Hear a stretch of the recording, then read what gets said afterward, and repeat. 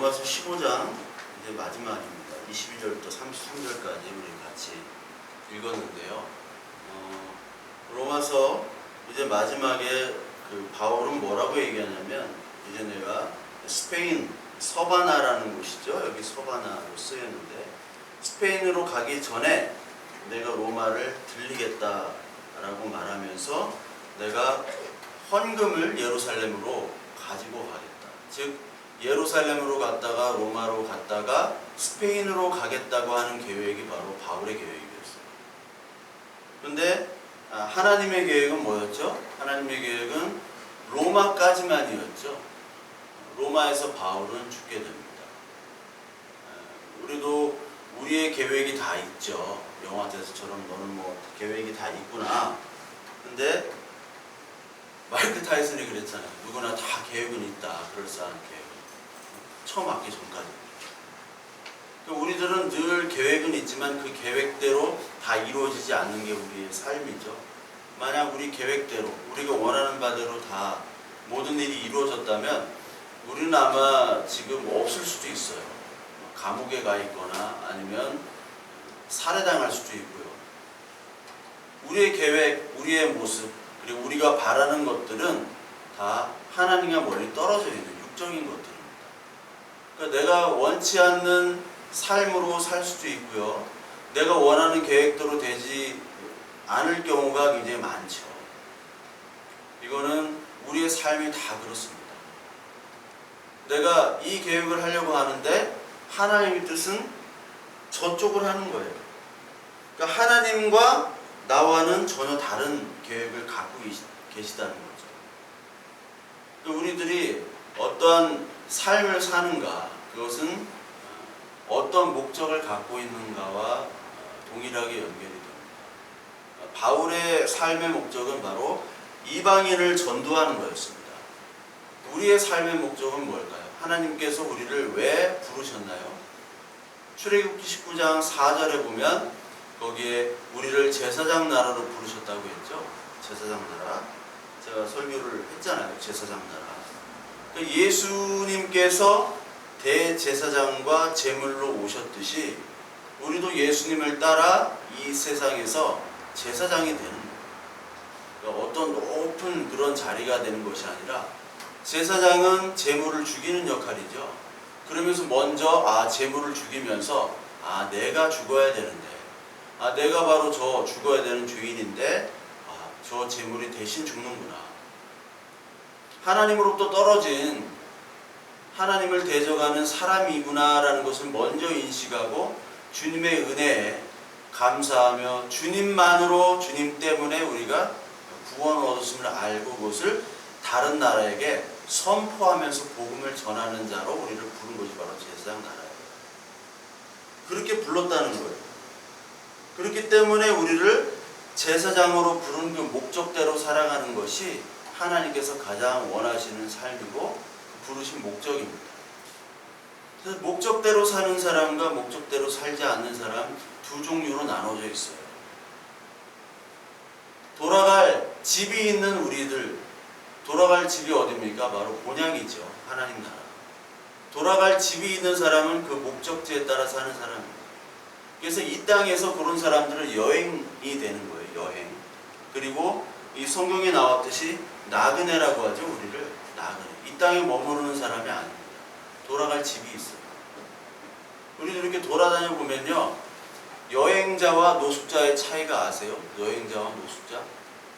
여행자는 돌아갈 집이 있어요. 그걸 여행한다고 해요. 근데 노숙자는 갈 집이 없습니다. 그걸 방황입니다.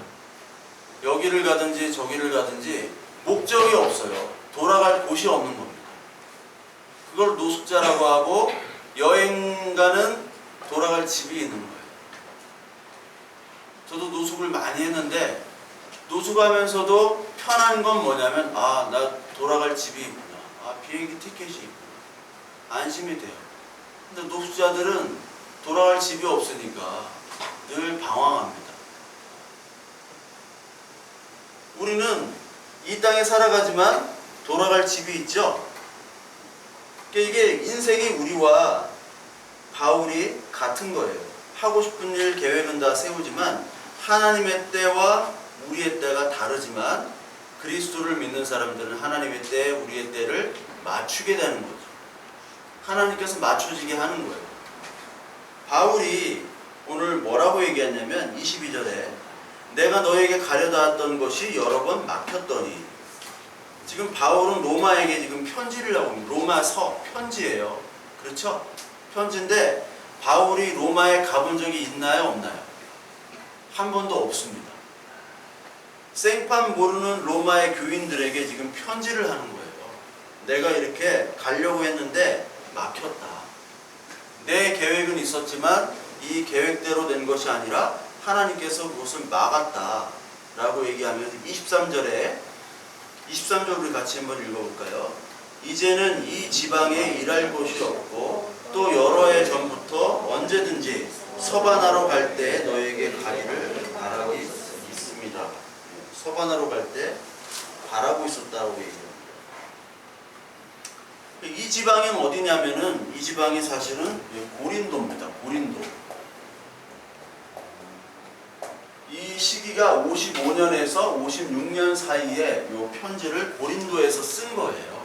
바울이.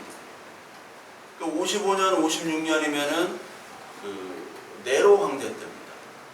고린도에서 이 편지를 쓰면서 고린도 지방 그쪽에서는 이제 할 일을 다 했고 내가 이제 로마로 가는 곳 서바나로 갈 때 로마를 내가 들리겠다라고 하는 것이 오늘 이 바울의 편지죠. 그래서 하나님께서는 바울에게 계속해서 메시지를 주시죠. 내가 로마에서까지 내가 전도를 할 것이다. 바울이 전도를 하면서 유대인들과 많이 갈등이 있었죠. 그래서 유대인들이 바울을 막 죽이려고 하고 그때마다 하나님께서 너는 살 것이다. 왜? 사명이 있기 때문에. 어떤 사명이냐면 로마에서 복음을 전해야 되는 사명이 있기 때문에 너는 그대로 내가 할 것이다. 보호해 주겠다. 그것에 힘을 얻고 위로를 얻었다는 거죠. 그러니까 아까도 얘기했듯이 하나님으로부터 사명을 받은 사람과 받지 않은 사람의 차이는 하나님께서는 늘 우리에게 말씀하고 계시는 거예요. 오늘도 이 자리에서 하나님이 나와 함께 있다라는 증거는 오늘 하나님께서 나와 함께 하시고 나에게 말씀하고 계신다는 거예요. 이 성경을 읽고 예배하고 기도할 때마다 하나님께서 우리에게 말씀으로 함께 하신다 라는 게 기도하는 자, 하는 그리스도를 믿는 자에게는 그것이 보여지는 거죠. 하나님 말씀하는 자. 그래서 하나님께서 오늘 이 바울에게 사도행전 16장에 아시아가 아니라 유럽으로 하나님께서는 인도를 하셨어요. 그러니까 바울의 계획은 아시아로 가는 거였습니다. 그런데 하나님께서는 아시아가 아니라 마케도니아로 가라고 하죠. 여러분 지도를 나중에 한번 보세요. 마케도니아 지방, 지금의 그리스 쪽입니다. 그리고 그리스를 건너면 이제 불가리아가 나오고요. 지금 지도에서는. 불가리아를 건너면 이제 터키가 시작이 돼요. 그 사이에 이제 이스탄불이 있죠. 그러니까 이스탄불 쪽 오른쪽 그 소아시라고 부르는 그 아시아 지방에서 바울은 전도를 하려고 했어요. 그런데 바울은 그 전도를 하려고 했던 그 계획이 하나님께서는 다른 계획을 갖고 계셨죠. 유럽으로 가라. 그래서 디모데를 만났죠. 첫 번째 만난 사람이 루디아라는 비단 장수입니다. 비단을 파는 여자를 처음 만나서 거기서 예배를 하고 그 다음에 이제 디모데를 만나면서 거기서 이제 유럽 전도가 시작이 되죠. 그러니까 하나님께서는 내 계획과 다르게 하나님은 인도하시는 거예요. 내 계획은 이건데 하나님의 계획은 다른 거죠. 그래서 하나님은 때가 차야지 일을 하시는 겁니다. 그러니까 저와 여러분들에게 때가 차야 돼요. 저 사람에게 이제 전도를 하고 하나님의 말씀을 얘기하는데 아직 받아들이지 않는 사람들이 있죠. 하나님의 때가 차야 됩니다. 저와 여러분들도 어떻게 보면 교회만 왔다 갔다 하나님의 말씀이 뭔지 모르고 하나님이 살아계시면 뭔지 모르고 그냥 다니는 경우도 많아요. 교회. 지금도 저와 여러분들이 그럴 수가 있습니다. 근데 하나님의 때가 찰 때 하나님께서 우리들을 통해서 일을 하기 시작하는 거예요. 그게 갈라디아서 4장 4절에 나오는데, 갈라디아서 4장 4절을 보면은 하나님께서 때가 참에 요런 표현이 있습니다. 때가 참에 하나님이 그 아들을 보내사 여자에게서 나게 하시고 율법 아래에 나게 하신 것은 율법 아래에 있는 자들을 속량하시고 우리로 아들의 명분을 얻게 하려 하십니다.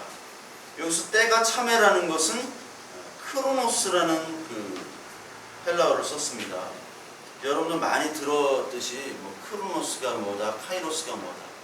흔히 크로노스는 어떤 물리적인 시간을 얘기하고 카이로스는 그 질적인 어떤 그런 시간을 얘기한다고 많이 들었죠. 많은 목사님들이 이렇게 설명했지만 여기서 보면은 때가 참에라는 것을 카이로스라고 해석할 수가 있지만 원문에는 크로노스예요. 그러니까 성경에 나오는 뭐 크로노스, 카이로스는 사실 교조적으로 사용합니다. 분리를 이렇게 할 수가 없어요.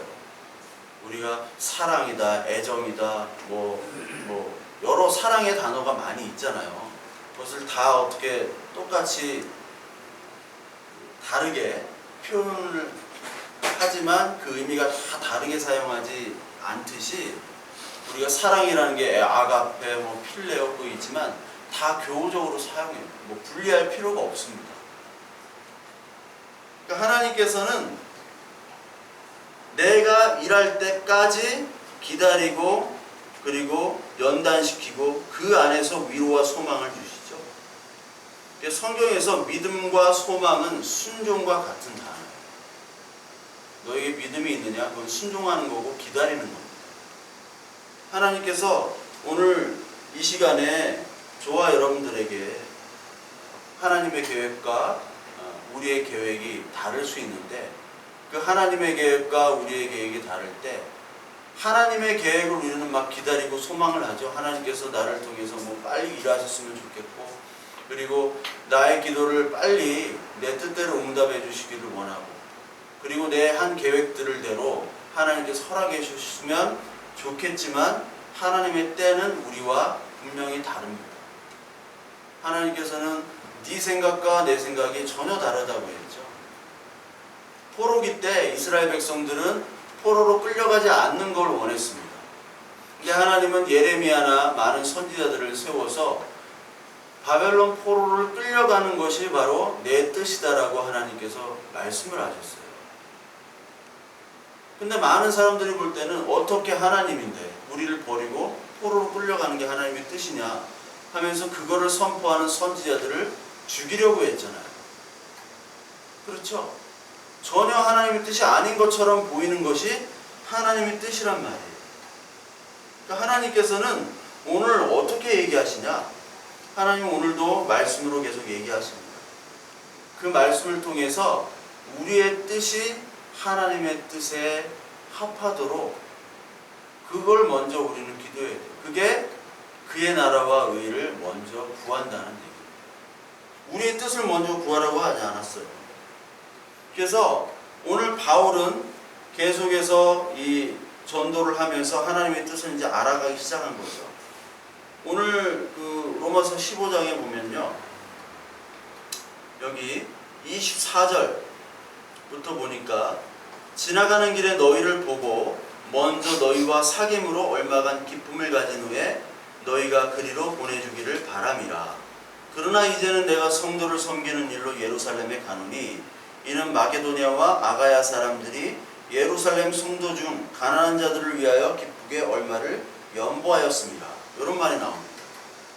사실 이 로마서를 바울이 쓴 이유는 내가 가고자 하는 곳은 어디라고요? 정확히 스페인이라는 겁니다. 스페인에 가는데 너희들이 지금 로마 교회를 가본 적이 없다고 그랬잖아요. 바울은 가본 적이 없는데 로마에 편지를 내가지고 너희들이 스페인에 갈 수 있도록 파송교회가 되어달라라는 거예요. 사실은 물질적인 후원과 기도의 후원을 해서 나를 이쪽으로 보내달라. 물론 로마에서도 활동을 하지만 그 얘기입니다. 근데 로마 사람들이, 로마 교인이 바울을 한 번도 본 적이 없어요. 만약에 우리 교회에 어떤 알지도 못하는 사람이 편지를 해가지고 도와주십시오. 내가 어디 선교 활동을 갑니다. 그러면 누가 도와줄 거예요? 저 같아도 안 도와줘요. 근데 바울이 직접 로마에 얘기해가지고 내가 파송 받을 수 있도록 네가 후원해달라. 후원교회가 돼달라 하는 거예요. 쉽게 말하자면. 그러면서 내가 어떻게 하느냐. 너희들 갈 때 어떻게 가냐면 예루살렘에 들렸다가 가는데 왜 내가 예루살렘으로 가냐면 예루살렘 성도 중에 가난한 자들이 있는데 여기 마케도니아와 아가야 사람들이 그 사람들을 위해서 헌금을 했다. 여러분들 이게 아무런 감동이 오지 않을 수가 있는데 생판 모르는 마케도니아와 아가야와 지금 로마, 예루살렘 이쪽은 지금으로도 비행기로도 가기도 한참 걸렸는데 걸어서 갈 수 있는 거리도 아니고 근데 걸어서 가는 거죠. 뭐 배 타고 가거나. 근데 한 번도 본 적이 없는 교인들에게 불쌍한 교인들이라고 다른 교인이 헌금을 하는 거예요. 그렇게 많이 가져가진 않았을 거예요. 바울이. 그거를 들고 예루살렘에 갔다가 이제 로마로 다시 오고 다시 스페인으로 가는 그런 계획을 바울은 세웠어요. 근데 하나님은 어디까지라고? 로마까지만 하나님은 허락하셨죠. 스페인까지 가도록 하나님께서는 허락하지 않으셨어요. 로마에서 죽도록 하셨죠. 그래서 헌금을 가져갑니다. 근데 이 헌금을 가져가가지고 로마에서 예루살렘에서 헌금을 가져가서 예루살렘 사람들에게 헌금을 주는데 이게 어디 나오냐면요. 사도행전 24장에 나옵니다. 사도행전 24장 우리 한번 보면요. 사도행전 24장 25절 26절에 보면 벨릭스가 나옵니다. 벨릭스. 로마 총독이에요. 예루살렘에 있는 로마 총독. 25절 26절에 보면 사도행전 25장 바울의 의와 절제와 장차 오는 심판을 강론하니 벨릭스가 두려워하여 대답하되 지금은 가라. 내가 틈이 있으면 너를 부르리라 하고 동시에 또 바울에게서 돈을 받을까 바라는 거로 더 자주 불러 같이 이야기하더라. 이 로마서 편지에서 내가 예루살렘에 헌금을 가지고 가겠다라는 거죠. 헌금을 가지고 예루살렘에 온 장면이 이제 사도행전에 있는 거예요. 그래서 오늘 로마서 15장의 배경은 사도행전 18장입니다. 사도행전 18장에 보면 바울이 고린도에서 전도하다라고 나오죠. 고린도에서 1년 6개월을 머물렀다고 사도행전 18장 11절에 나와요. 그러면서 이제 20장부터 21장부터는 예루살렘으로 간 거죠. 로마서에서 얘기했듯이 예루살렘으로 갔어요. 헌금을 가지고. 근데 헌금을 가지고 왔기 때문에 헌금이 있다는 걸 알고 이 로마서에 나온 그 로마 총독인 벨릭스가 바울에게서 돈을 받을까 바라는 고로 이렇게 나오죠. 아, 소문이 들린 거예요. 바울이 돈 좀 있다. 그래서 여기 성경의 영어로 보면은 뇌물이라고 나와요. 뇌물. 뇌물을 받기를 원한다라고 여기 나와요. 또 뇌물을 받기를 원함으로 말미암아 바울이 전하는 복음을 이 벨릭스 총독이 들었다라는 거예요. 더 잘 들으면 나한테 돈 좀 줄까? 그러니까 여러분 예수 그리스도의 복음을 전할 때 뭐 말씀을 전하면서 예배를 할 때 여러분 잘 듣는 사람이 있고 잘 안 듣는 사람이 있습니다. 근데 나중에 보면 잘 안 들었던 사람이 예수 그리스도를 믿게 되고요. 잘 들었던 사람은 예수 그리스도를 안 믿는 사람이 있어요. 교회에 와서도 자기의 목적에 따라 그것을 듣고 버리고 하는 사람들이 많다라는 거예요. 말씀드렸던 어떤 사람은 결혼하기 위해서 저 여자랑 결혼하기 위해서 저 여자가 새벽기도를 나오니까 같이 따라서 새벽기도 3년을 열심히 다녔어요. 그러니까 결혼한 다음에 그 다음 날부터 안 나오기 시작해요. 아예 교회를 안 나와요. 자기 목적에 따라 하나님을 섬기는 거죠. 그게 바로 우리의 모습이자 이 세상 사람들의 모습이에요. 그래서 이 바울은 이제 그 헌금을 가지고 와서 헌금을 줬겠죠. 예루살렘 성도들에게. 그러면서 이 바울이 하는 얘기가 뭐냐면 27절에 저희가 기뻐서 하였거니와 또한 저희는 그들에게 빚진 자니 만일 이방인들이 그들의 영적인 것을 나눠 가졌으면 육적인 것으로 그들을 섬기는 것이 마땅하니라.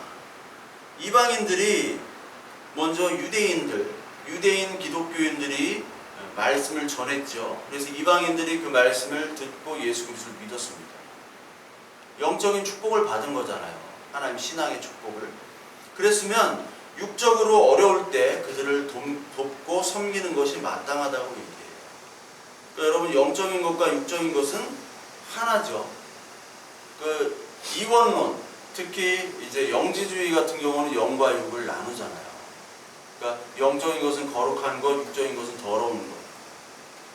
그러니까 영적인 것으로 죄악을 짓는 것과 육적인 것으로 죄악을 짓는 것을 분리하는 것은 나쁜 겁니다. 성경적이지 않아요.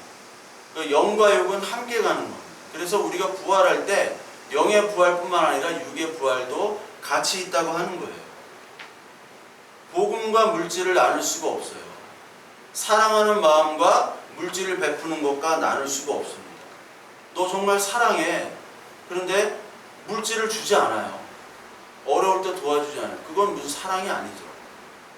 옛날에 그 개콘에 뭐죠? 남보원, 남성인권보장위원회. 거기서 보면은 내 생일에, 네 생일엔 뭐 명품 가방, 내 생일엔 십자수냐 그거 있잖아요. 그러니까 여자들이 자기 생일 때는 이제 명품 가방을 원하는데 남자 생일 때는 십자수 그거 몇천 원 하잖아요. 그거 이렇게 뜨개질해가지고 그거 정성스럽다고 그거 주는 거. 그러니까 전혀 사랑이 아니라는 거죠. 거래라는 거죠. 영적인 것과 육적인 것은 같이 가는 겁니다. 갈라디아서 우리 6장 한번 볼까요? 갈라디아서 6장을 보면 6장 1절, 2절 형제들아 사람이 무슨 범죄한 일이 드러나거든 신령한 너희는 온유한 심정으로 너는 그러한 자를 바로잡고 너 자신을 살펴보아 너도 시험을 받을까 두려워하라. 너희가 짐을 서로 지라 그리하면 그리스도의 법을 성취하라. 만일 누가 아무것도 되지 못하고 된 줄로 생각하면 스스로 속임이라. 6절 우리 한번 보겠습니다. 5절 6절 각각 자기의 짐을 질 것이라. 가르침을 받는 자는 말씀을 가르치는 자와 모든 좋은 것을 함께하라. 서로 짐을 지래요. 그렇죠? 그리고 가르침을 받는 자와 말씀을 가르치는 자와 함께 모든 것들을 함께하라. 그러니까 가르침을 받는 자, 가르치는 자와 함께하는 거죠. 서로 섬기라는 거예요. 어떤 목사님은 이 6장 6절을 가르침을 받는 자는 말씀을 가르치는 자와 모든 좋은 것을 함께하라 해가지고 목사한테 좋은 거 갖고 와라 이렇게 얘기하는데 그런 얘기가 전혀 아니죠. 성경은 뭐든지 함께하는 겁니다. 남자는 여자를 섬기고 여자는 남자를 섬기고 부인은 남편을 섬기고 남편은 부인을 섬기고 남편에게 부인에게 한 말이 있죠. 죽게 하듯 복종하라고 하잖아요. 근데 남편에게는 뭐라고 합니까? 예수 그리스도께서 너희를 사랑했듯이 죽음으로 사랑하라는 얘기를 하세요. 그러니까 서로 섬기는 겁니다. 서로. 그러면서 그리스도의 법을 성취하기 위해서 너희의 짐을 서로 지라라는 얘기를 하죠. 육체의 짐 그리고 영혼의 짐, 이 모든 것들을 다 지라는 얘기입니다. 하나님께서 이 말을 하시면서 이제 육적인 것과 영적인 것을 분리할 수 없다는 얘기죠. 그래서 여러분 교회의 많은 문제들이 사람들이 뭐라고 했냐면 믿음으로 살지 않는 것, 믿음대로 살지 않는 것이 많이 문제라고 얘기를 하죠. 니들 믿음이 있는 것 같은데 믿음대로 살지 않는 것이 문제다 라고 얘기합니다. 근데 가만히 보면요, 믿음으로 살지 않는 것이 문제가 아니라 믿음 자체가 잘못되었기 때문이에요. 그러니까 믿음 안에는 뭐가 있냐면 행위가 포함이 되어 있습니다. 그 안에 저 사람 믿음이 있다, 말로서만 믿음이 있는 것이 아니라 그 사람의 말과 행동에 믿음이 들어가야 된다고 성경은 계속해서 얘기하고 있어요. 야고보서 2장 14절부터 17, 22절 보면 믿음이 있으나 행함이 없으면 무슨 유익이요. 형제자매들이 이제 헐벗고 일용할 양식이 없는데 야 그냥 가서 평안하라 배불르라 그렇게 보낸다는 것을 믿음이 없다라고 얘기하면서 죽은 믿음이라고 하죠. 그 야고보서가 믿음이 있으나 행함이 없으면 죽은 믿음이다 라고 얘기하는 것이 진짜 믿음은 이런 행함까지 같이 따라오게 된다는 겁니다. 아까도 얘기했듯이 믿음과 사랑이 있는데 어떻게 굶어가는 사람을 그냥 보낼 수 있습니까? 여러분 어떤 조건을 따지지 말고 굶어가는 사람, 죽어가는 사람, 힘든 사람에게는 우리가 말씀과 함께 복음을 전해야 되는 거예요. 그게 진짜 구제입니다. 그러니까 구제라는 거를 우리는 그냥 뭐 어려운 사람 도와주고 먹여주고 이걸 구제로 알고 있어요. 근데 구제는 하나님의 말씀과 더불어 물질이 함께 가는 게 구제예요. 밥만 퍼주는 거. 대전역이나 가면 밥 퍼주는 거 있고요. 모든 역들이 다 있어요. 밥 퍼주고 막 찬양하고 합니다. 근데 밥만 퍼주면요, 그게 무슨 소용이 있나요? 그냥 며칠 더 살다가 죽도록 내버려 두는 거예요. 하나님께서 우리를 부르신 목적은 밥만 퍼주는 게 아니라 말씀을 퍼주는 거예요. 그러니까 먹고 죽으라는 게 아니라 영원히 사는 것을 알려주는 거죠. 밥만 퍼주는 하나님입니까? 하나님이? 예수님이 뭐라고 했어요? 니들이 나를 따르는 이유가 먹고 배불러서 나를 따르지 먹고 배부르지 않으면 너희들은 절대로 따르지 않는다고 하나님이 얘기하셨죠. 그래서 하나님께서는 우리를 밥 퍼주는 것, 그 밥에는 물질적인 양식과 영적인 양식이 함께 있는 겁니다.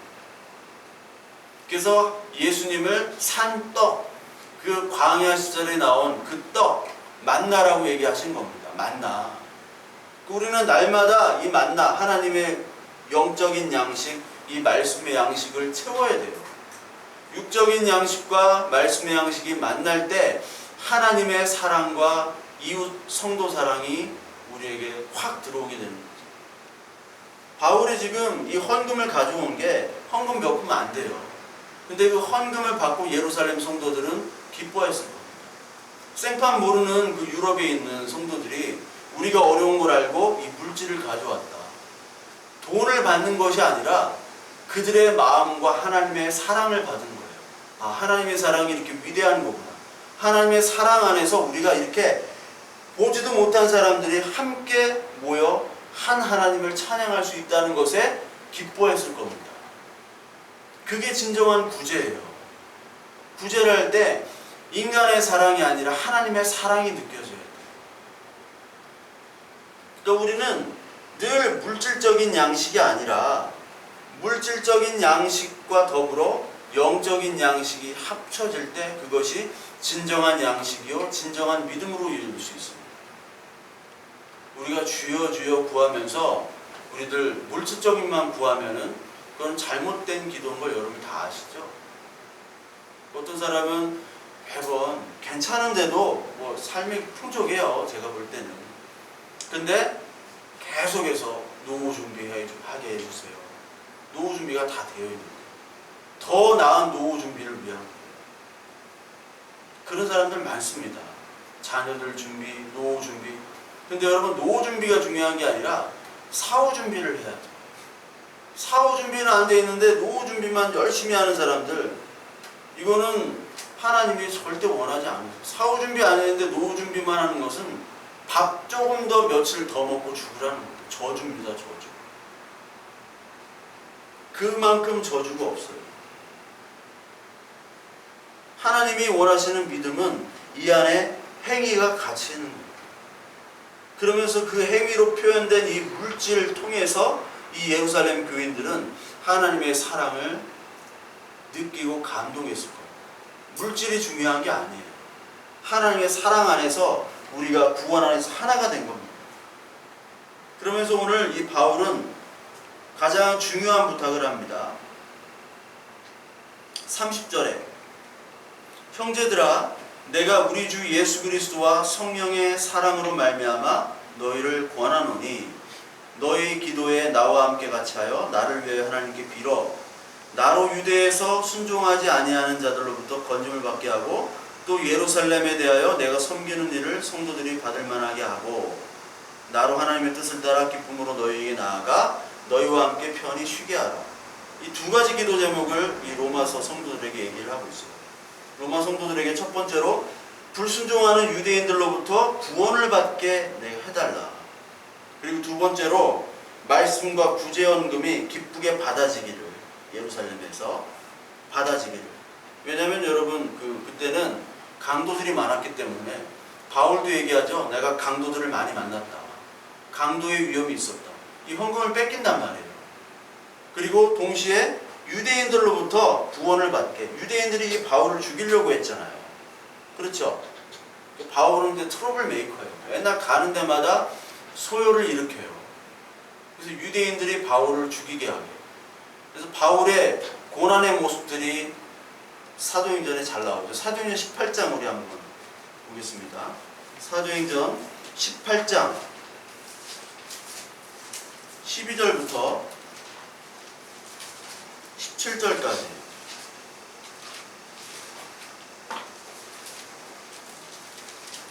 12절부터 18절까지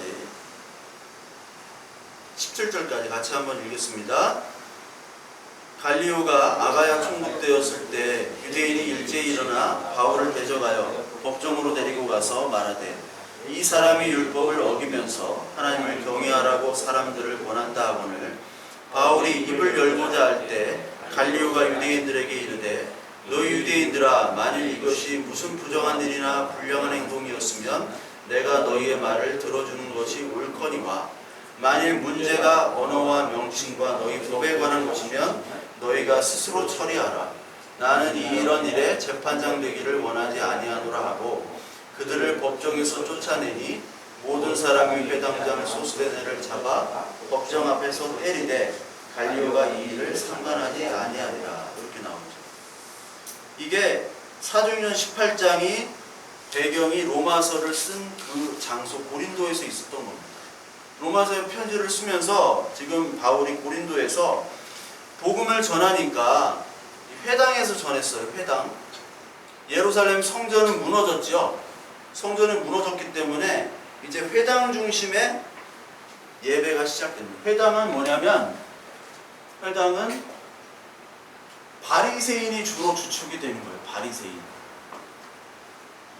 바리새인들이 주축이 돼가지고 회당 예배는 제사가 별로 없고 말씀 예배가 좀 된 겁니다. 말씀 예배. 회당. 그래서 이렇게 가르치는 거예요. 옛날엔 제사장이 중심이었습니다. 막 고기 자르고.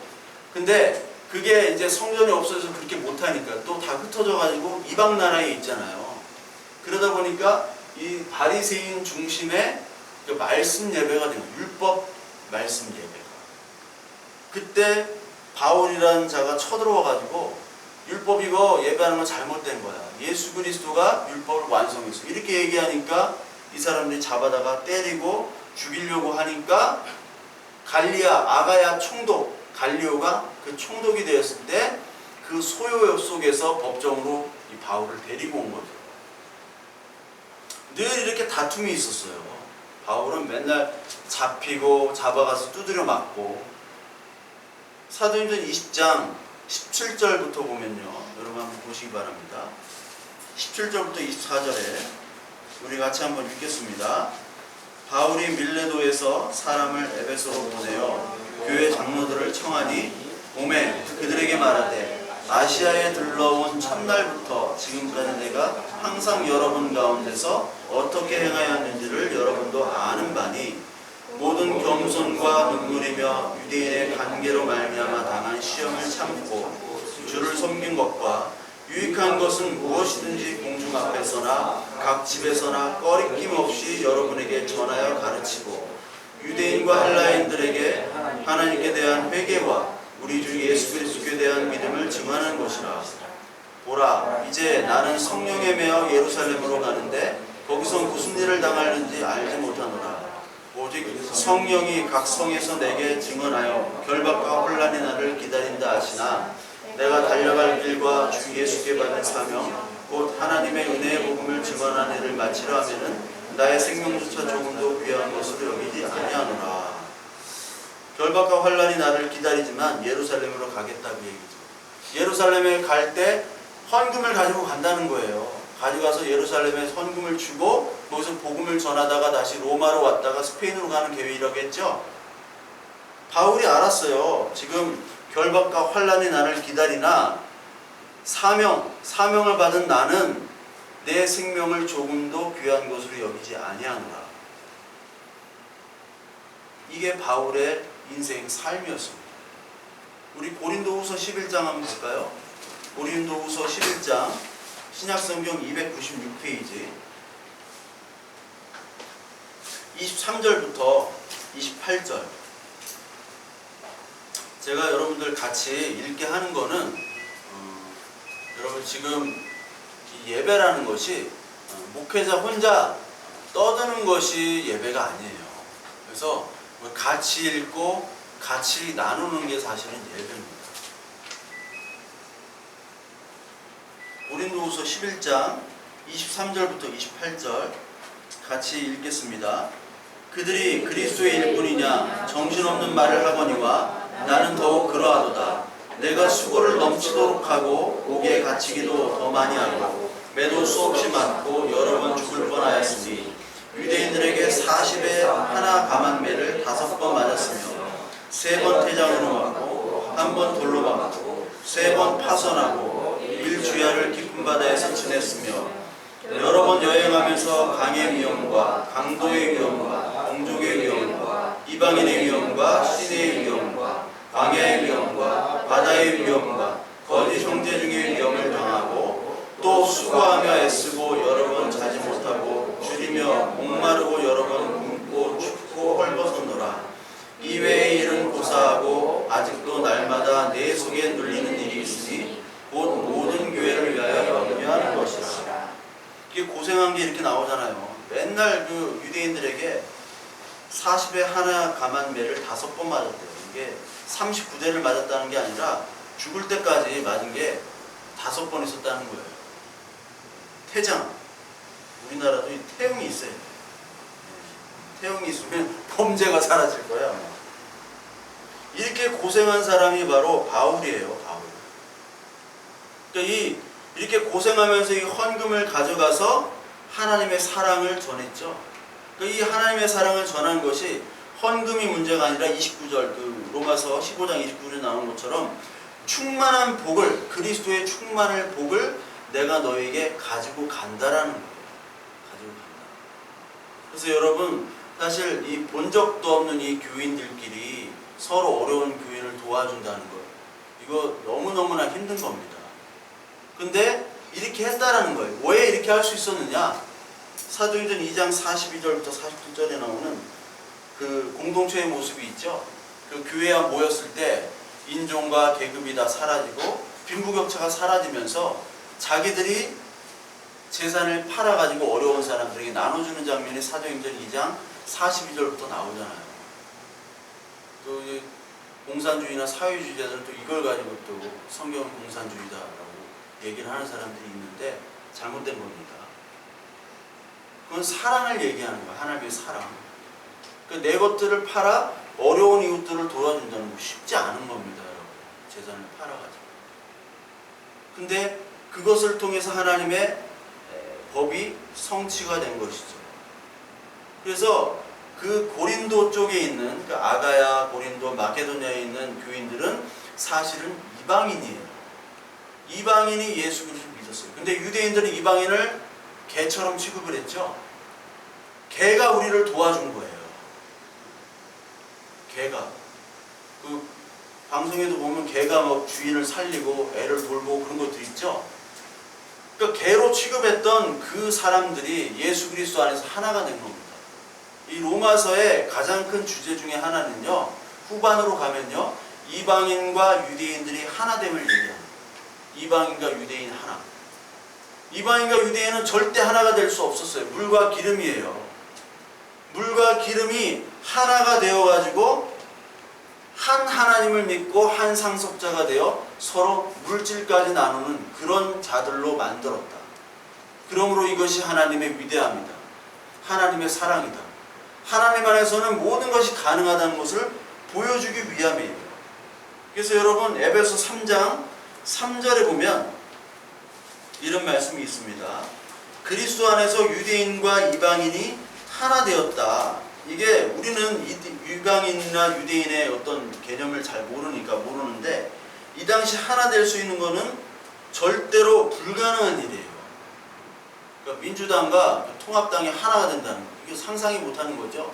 그거보다 더 큰 일이 벌어진 거예요. 에베소 3장 3절부터 7절까지 보면 곧 계시로 내게 비밀을 알게 하신 것은 내가 먼저 간단히 기록함과 같으니 그것을 읽으면 내가 그리스도의 비밀을 깨달은 것을 너희가 알 수 있으리니라.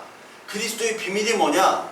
이제 그의 거룩한 사도들과 선지자들에게 성령으로 나타낸 것 같이 다른 세대에서는 사람의 아들들에게 알리지 아니하셨으니 이는 이방인들이 복음으로 말미암아 그리스도 예수 안에서 함께 상속자가 되고 함께 지체가 되고 함께 약속에 참여하는 자가 됨이라. 이 복음을 위하여 그의 능력이 역사하시는 대로 내게 주시는 하나님의 은혜의 선물을 따라 내가 일꾼이 되었노라. 그리스도의 안에서 이방인과 유대인이 하나가 되는 그 복음을 위해서 내가 일꾼이 됐다는 게 얼마나 감격스럽다는 것. 그것을 바울이 고백하고 있죠. 함께 상속자가 된 거예요. 상속자들의 그 김탄. 그게 된 거예요. 걔가. 상속자가 되어가지고 이제 주 안에서 함께 지어지는 성전이다. 에베소 2장 9절, 19절부터 22절까지 보면 그러므로 이제부터 너희는 외인도 아니요 나그네도 아니요 오직 성도들과 동일한 시민이요 하나님의 본속이라. 너희는 사도들과 선지자들 터 위에 세우심을 입은 자라. 그리스도 예수께서 친히 모퉁이 돌이 되셨느니라. 그의 안에서 건물마다 서로 연결하여 주 안에서 성전이 되어가고 너희도 성령 안에서 하나님이 거하실 처소가 되기 위하여 그리스도 예수 안에서 함께 지어져 가느니라. 그러니까 우리는 함께 지어져 가는 백성이 된 거죠. 유대인과 이방인이. 그 에베소나 로마서 후반에 보면 유대인이나 이방인이 함께 되어져 가는 것. 그래서 물질과 복음을 나누는 그런 사이가 됐다는 것을 계속해서 강조하고 있어요. 지금 여러분 우리가 함께 나누는 것이 굉장히 희박해졌죠. 교회도 보면 우리 교회만 있지 다른 교회는 없어요. 분당에 가면 분당 우리 교회가 있습니다. 왜 우리 교회로 졌냐 하니까 이찬수 목사님 농담 반 진담 반인데 아니 우리 교회라고 치면 다른 교회들도 기도할 때 우리 교회를 위해서 다 그렇게 기도하는 우리 교회, 우리 목사님 위해서 기도합니다. 이렇게 할 때 다 우리 교회를 위해서 전국에 있는 교회들이 다 기도할 거 아니냐. 그래서 우리 교회로 졌다고 하더라고요. 또 그 옆에는 또 우리들 교회도 있어요. 우리들 교회를 가보니까 분위기가 우리들밖에 몰라요. 그 목사님이 무상이야. 교회 예배당 가보니까 판교에 있잖아요. 고속도로 가면서 판교에 있는데 그 김양재 목사 뭐 동상을 그렇게 동상이 아니라 사진을 그냥 플래카드처럼 세워놓고 곳곳에다가 다 이렇게 해놨어. 북한인 줄 알았어요. 북한인. 우리 함께 나누는 것들이 점점 사라진다는 거죠. 그 국가를 평가할 때 자원이 여러 가지 자원들이 있죠. 근데 보통 크게 경제적인 자원, 인적 자원, 그리고 사회적 자원, 뭐 심리적 자원이 있다고 해요. 근데 우리나라는 경제적인 자원이나 인적 자원이 세계 최고입니다. 인구 5천만 이상, 3만 달러 개인소득 이상인 나라는 세계 7나라밖에 없어요. 여러분 OECD 국가가 뭐 35개인가 6개인가 있지만 그 나라 중에 제대로 된 국가가 별로 없습니다. 7개 나라 중에 한국이 들어가는 거예요. 한국, 일본, 미국, 영국, 독일, 프랑스, 이탈리아 여기까지 인구 5천만 이상 3만 달러 이상입니다. 우리나라가 IMF만 안 겪었어도 4만 달러가 넘었어요. 환율 때문에 우리는 그런 거예요. 그러니까 인구 5천만 넘는 나라도 별로 없고 그 중에서 반도체, 디스플레이, 철강, 조선, 자동차, 석유화학 모든 것들을 다 하고 그리고 올림픽 그리고 뭐 월드컵, 그리고 문화, 음식 이런 강국이 있는 나라는 딱 두 나라입니다. 한국, 일본. 그러니까 첨단 산업, 4차 산업에서 가장 필요한 건 반도체와 디스플레이예요. 그걸 할 수 있는 나라는 한국이 유일해요. 일본과. 그 대단한 나라입니다. 경제적으로는. 여러분 흔히 아는 뭐 옛날에 선진국 80년대 그 기준이고요. 뭐 캐나다, 뉴질랜드, 호주 이런 건 나라도 아니에요. 이민자들이고 소나 팔고. 뉴질랜드 500만밖에 안 살아요. 부산, 울산, 창원 합치면 500만이 넘어요. 그 넓은 땅덩어리 양 팔고요. 어학연수 오면은 관광업 하면 먹고 살고도 남아요. 그러니까 우리나라가 그렇게 인적 자원도 풍부하고 대학 다 가잖아요.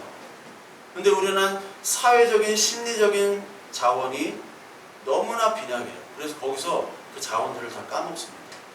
그러니까 사회적 심리적인 자원이 빈약하다는 것은 상호 신뢰를 안 한다는 거예요. 우리나라는 서로 상호 신뢰를 안 합니다. 이게 대표적으로 우리나라는 사기꾼이 많아요. 믿질 않습니다. 보이스피싱 최강국입니다. 외국인 보이스피싱 별로 안 해요. 머리가 좋지 않기 때문에 할 수가 없어요. 서로 사기치고 서로 불신하는 사회예요. 그러면서 우리나라는 최선이 있음에도 불구하고 최악의 선택을 강요받도록 하는 그런 사회 구조가 있습니다. 다 설명드리기는 힘들지만 여러분 검색에 죄수의 딜레마라는 걸 한번 검색해 보세요. 죄수의 딜레마. 최선인 걸 다 알고 있어요. 누구나. 우리나라에서 머리가 좋고. 근데 최악을 다 선택하도록 사회 구조가 그렇게 되어 있어요. 그 경제적인 인적인 비용들을 다 거기서 까먹어요. 서로 상호 신뢰를 하지 않고 함께하는 것이 점점 분리가 됩니다. 특히 우리는 방문화, 노래방, PC방 이런 게 한국밖에 없죠. 방이기 때문에 거기서 모든 것들을 다 해결합니다. 방을 좋아하는 사람은 대체적으로 소득이 낮은 사람은 방을 좋아해요. 소득이 높으면 자기가 확보할 수 있는 공간이 넓습니다. 그래서 방을 찾지 않아도 돼요. 근데 가난한 사람은 좁은 공간에서 개인적으로 소외되고 거기서만 이제 머무르는 그런 집단이 우리나라에 굉장히 많이 나타나요. 일본이나. 근데 그런 좁은 공간에 있으려면 뭐가 필요하면 와이파이, 컴퓨터, TV 이런 게 필요합니다. 그러니까 거기서 폐인되는 사람들이 너무나 많아요. 한국이나 일본이. 그러니까 외국은 그렇진 않아요. 그러니까 함께하지 못하고 혼자 있는 경우가 너무나 많아요. 혼밥, 혼술. 그러다 보니까 이 공동체라는 의식, 함께한다는 의식이 없어요. 특히 우리나라 주거구조에 아파트가 있습니다. 아파트 공화국이에요. 브랜드 아파트가 오면 거기에 체육관도 있고 카페, 뭐 식당 다 있잖아요. 그래서 그 사람들끼리 어울립니다. 차단막이 있어서 외부 차량이 들어가지 못해요. 아파트가. 저도 아파트에 살지만 우리 아파트는 30년이 넘었기 때문에 차단막이 없어요. 근데 모든 아파트가 다 차단막이 있단 말이에요. 자기들끼리 어울리고 자기들끼리만 행동하고 말하고 사깁니다. 그래서 여러분 빌거라는 말 들어보셨어요? 빌거? 초등학생들이 그러더라고요. 빌거. 빌라 거지. 반거, 반지하 거지. 휴거 알아요? 휴거? 휴먼시아 거지래요. 우리가 아는 휴거가 아니라 엘사. LH 사는 애가 엘사래요. 엘사가 뭐에 나오죠? 얼음 공주인가? 얼음 왕국인가? 뭐 왕국 있잖아요. 아, 겨울왕국. 엘사. 그렇게 얘기를 해요. 우리가 더 낫다라고 얘기를 하는 거죠. 초등학생들이 그러고 다녀요. 이런 사람들의 모습이 바로 우리들의 모습이었고 바리새인들의 모습이었어요. 그래서 바리새인들은 이 바울처럼 기도하는 게 아니라 남과 나를 구분해서 기도를 하죠. 나는 이런 자격이 있기 때문에 하나님께로부터 복을 받을 자격이 있습니다. 근데 죄인들은 어떻게 기도합니까? 죄인들은 내가 죄인이기 때문에 하나님을 바라볼 수 없습니다. 하늘로 가슴을 치잖아요. 근데 그때 주님이 바리새인들의 의보다 너희의 의가 더 낫다라고 얘기를 하십니다. 모습 속에서 죄를 고백을 안 하니까. 이 바리새인들의 기도는 육적인 기도, 물질적인 기도만 합니다. 왜? 나는 자격이 있기 때문에. 근데 주님은 어떻게 기도를 하라고 했냐면 마태복음 6장 26절에 한번 봅시다. 마태복음 6장 26절에 하나님께서는 너희가 원하는 것들, 너희가 필요한 것들을 다 아신다고 하셨어요. 6장 26절. 그러므로 너희에게 내가 너희에게 이르노니 목숨을 위하여 무엇을 먹을까 무엇을 마실까 몸을 위하여 무엇을 입을까 염려하지 말라. 목숨이 음식보다 중하지 아니하며 몸이 의복보다 중하지 아니하냐. 공중의 새를 보라. 심지도 않고 거두지도 않고 창고에 모아들이지도 아니하되 너희 하늘아버지께서 기르시나니 너희는 이것들보다 귀하지 아니하냐. 너희 중에 누가 염려함으로 그 키를 한 자라도 더할 수 있겠느냐. 또 너희가 어찌 의복을 위하여 염려하느냐. 들의 백합화가 어떻게 자라는가 생각하여 보라. 수고도 아니하고 길쌈도 아니하느니라. 그러나 내가 너에게 말하노니 솔로몬의 모든 영광으로도 입은 것이 이 꽃 하나만 갖지 못하였느니라. 오늘 있다가 내일 아궁이에 던져지는 들불도 하나님께 이렇게 입히시거든 하물며 너희일까 보냐. 믿음이 작은 자들아, 그러므로 염려하여 이르기를 무엇을 먹을까 무엇을 마실까 무엇을 입을까 하지 말라.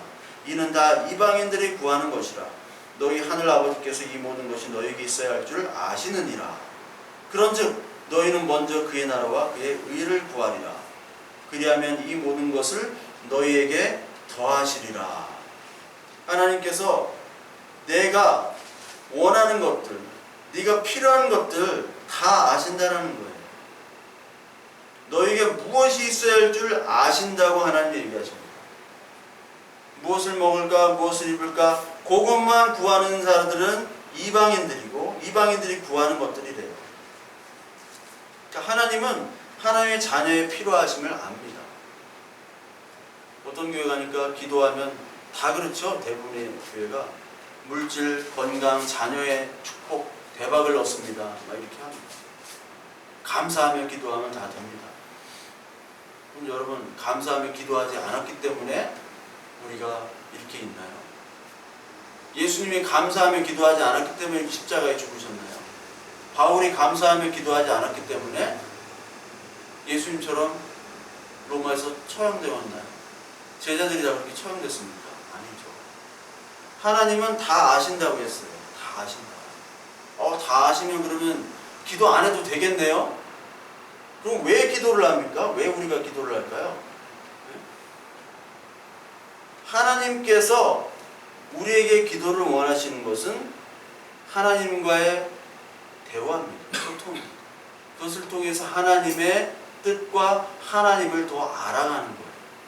사람도 대화를 해야지 알아가잖아요. 그렇듯이 하나님을 알아가는 거예요. 하나님의 뜻을 더욱더 분명하게 알아가기 위해서 우리는 기도를 하는 겁니다.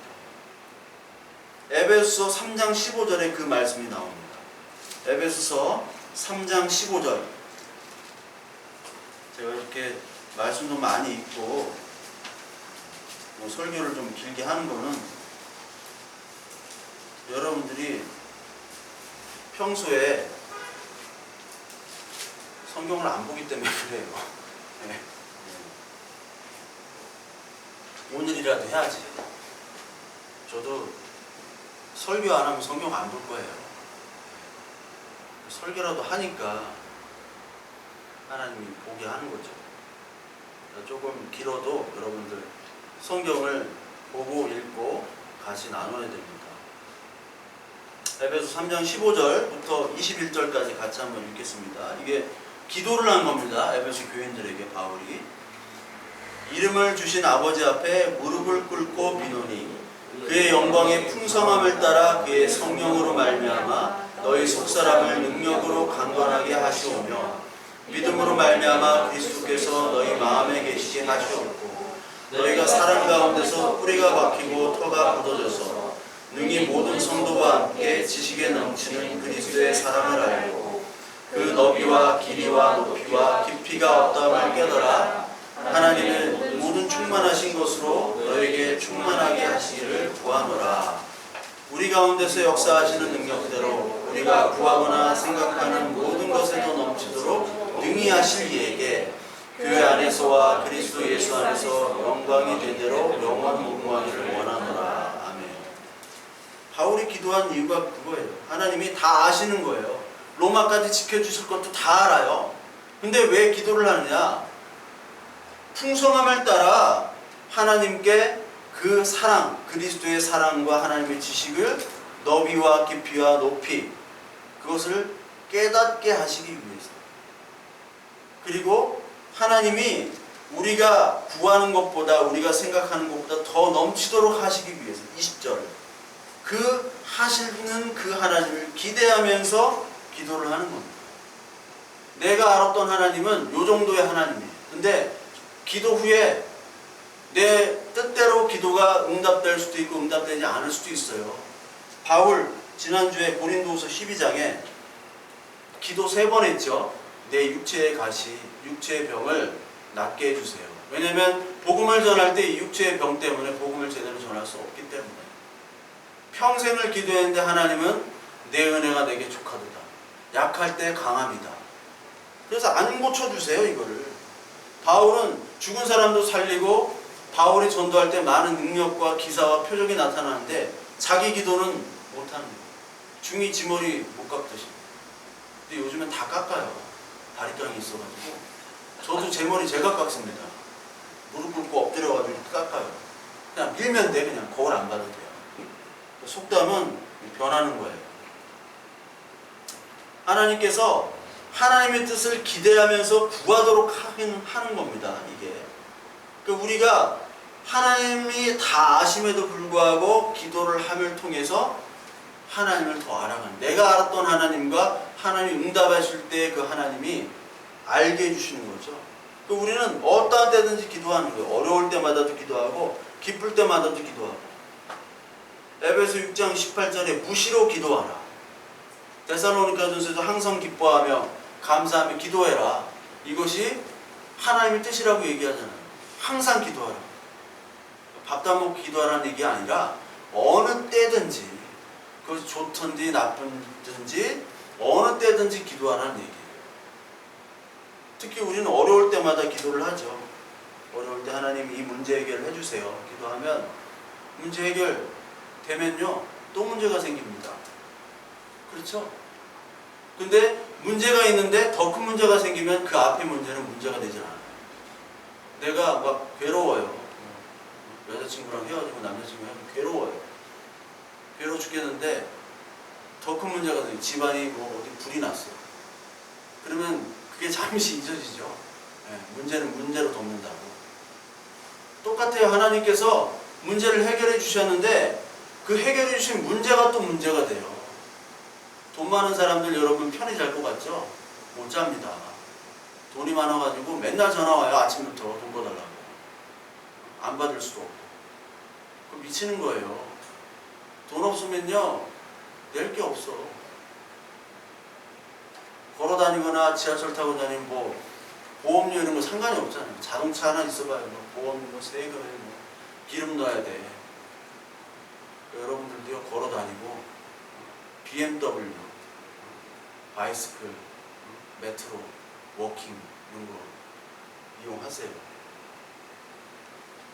그러니까 하나님께서 다 해결해 주시지 않습니다. 근데 하나님께서 주시는 이 기도를 통해서, 응답을 통해서 하나님께서 말씀대로 살 수 있는 힘을 주시기도 하고요. 하나님의 방법대로 갈 수 있는 지혜를 주시기도 하고 위로를 주세요.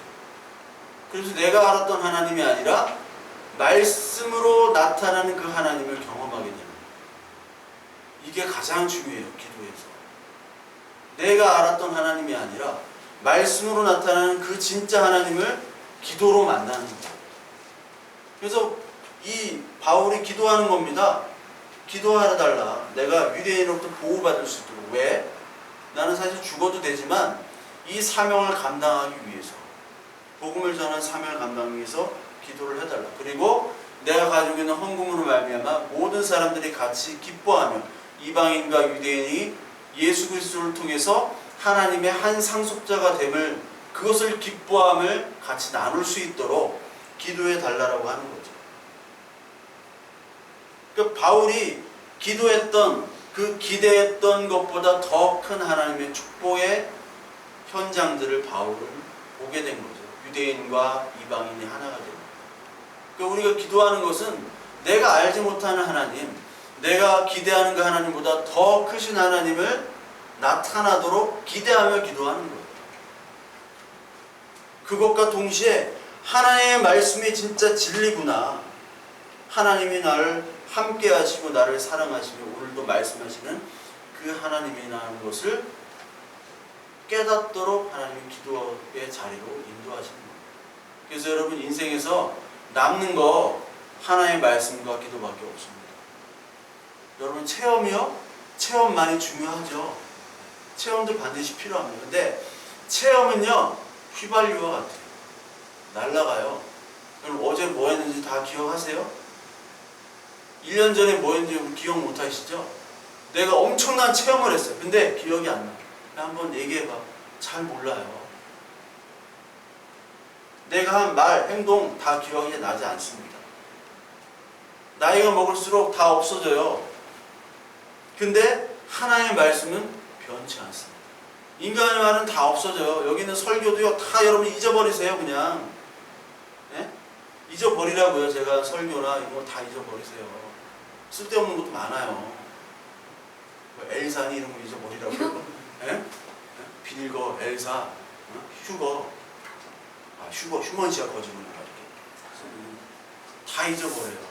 오직 뭐만 남냐? 하나님의 말씀만 남아요. 이사야서 40장 8절. 이사야서 구약으로 갑자기 가죠. 이사야서 40장 8절. 이게 1015페이지입니다. 40장 8절 보면 6절부터 읽을게요. 말하는 자의 소리여 이르되 외치라 대답하되 내가 무엇이라 외치리이까 하니 이르되 모든 육체는 풀이요 그의 모든 아름다움은 들의 꽃과 같으니 풀은 마르고 꽃은 시듬은 여호와의 기운이 그 위에 붐이라. 이 백성들은 실로 풀이로다. 풀은 마르고 꽃은 시드나 우리 하나님의 말씀은 영원히 서리라. 하나님의 말씀만 서지 나머지는 다 휘발유처럼 날아갑니다. 하나님의 말씀과 그 말씀 붙잡고 기도한 것만 하나님께 상달이 되는 거예요. 그 나머지 우리 인간의 말은 다 없어요. 우리의 재산과 체력과 우리의 모습들 다 없어져요. 점점 여러분들 육체의 것들은 쇠해지고 우리의 기억도 쇠해져 가지만 남는 건 바로 뭐냐? 하나님의 말씀밖에 남는 게 없습니다. 저와 여러분들 오늘 이 바울과 같이 내 뜻대로 계획된 대로 인생이 이루어지지 않습니다. 하나님의 때에 따라 우리는 움직여지게 돼 있어요.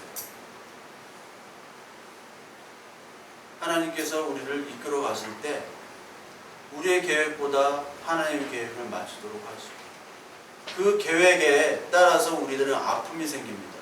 내가 이루어지지 않는 것들에 대한 아픔과 슬픔과 좌절이 있을 때마다 하나님께서는 기도의 자리에 나오도록 하시는 겁니다.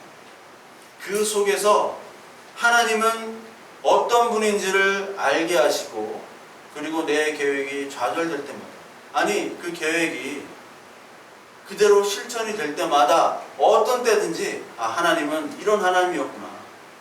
내가 알던 하나님과 다른 하나님을 만나게 하시고 그리고 내가 기대했던 것보다 더 큰 하나님을 만나게 하는 그런 자리로 기도의 자리로 하나님이 인도해 주십니다. 그러므로 말미암아 말씀하신 이 말씀이 진짜 진리고 진짜 하나님이 나와 함께 하시고 나를 구원해 주시고 앞으로 이 땅에 다시 오셔서 우리를 만나 주신 그 재림주의 하나님이시구나라는 것을 우리 입술로 고백하게 하십니다. 여러분 필요들 다 아십니다. 우리가 가장 앞에 둬야 될 기도 제목 하나님 이러한 어려움과 고난과 아픔과 시련 그리고 또 기쁨과 행복과 이런 가운데 하나님이 어떤 분인가를 내가 더욱더 기도하는 그의 나라와 의를 먼저 구하는 그런 자 그런 기도할 수 있도록 하나님 나를 도와주시고 인도해 주세요. 우리가 남는 거 앞으로 재산도 아니고 물질도 아니고 우리의 평판도 아니고 아무것도 아닙니다. 오직 하나의 말씀만 남습니다. 그 말씀 가운데 내가 하루하루 살아가서 그 하루하루가 하나님의 영원한 나라까지 이어질 수 있는 그런 축복을 우리에게 허락해 주세요.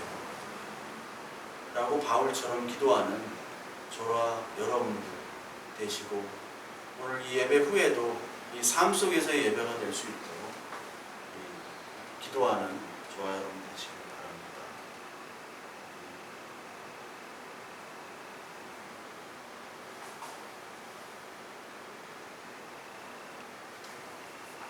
오늘은 마지막 찬양 대신 우리 케니정, 정세정 집사님, 케니정께서 색소폰으로 찬양을 연주해 주실 거예요.